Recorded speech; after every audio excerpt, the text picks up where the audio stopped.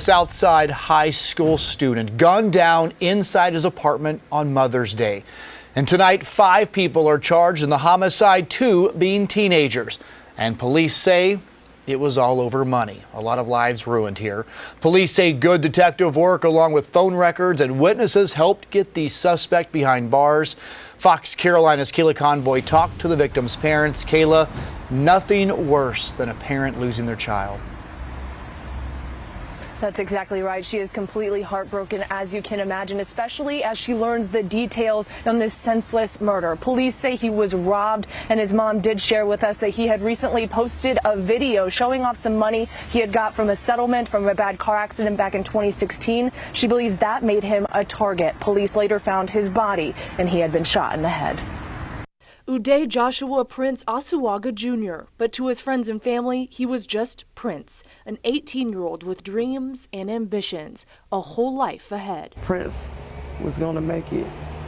Prince was going to make millions. He was that particular child that had potentials. He was just special in my eyesight. And was from day one. She remembers bringing him home, now holding back tears as she looks at his first pair of shoes, the sweater he wore as a newborn. How adorable of a baby he was when he was born. He was my prince.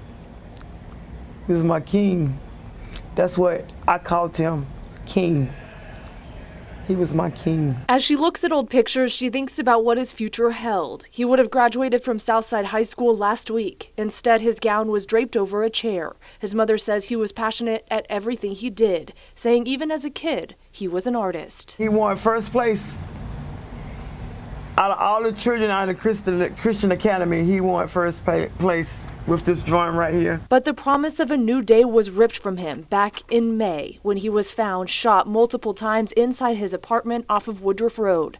Kimberly Norman remembers going to the hospital, her heart shattering. When I got to the emergency room, it was this particular guy that came out in the emergency room, and I knew at the moment when I saw him, he had on all black.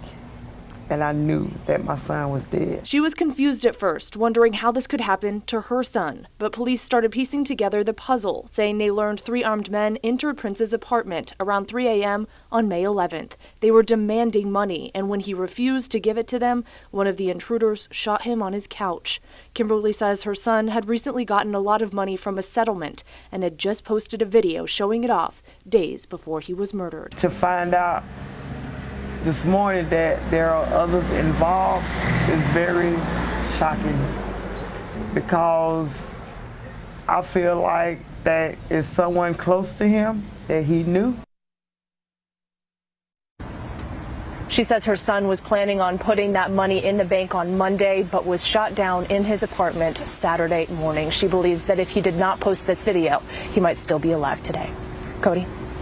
I mean, Kayla, this is just all senseless. All these lives are ruined. But I think one of the most troubling things about this is one of these suspects is also charged in another homicide, right? That's exactly right. There is one man who is now facing 2 murder charges, one from a January killing, and Jalen Fair was not arrested in that case until after Prince was murdered. Investigators say it was a very similar situation where that person had also posted on social media about coming into a large amount of money and was also shot later. Police say Prince's murder was the first one in the city limits, though, this year. Reporting live in Greenville, Kayla Convoy, Fox Carolina, the 10 o'clock news. So senseless.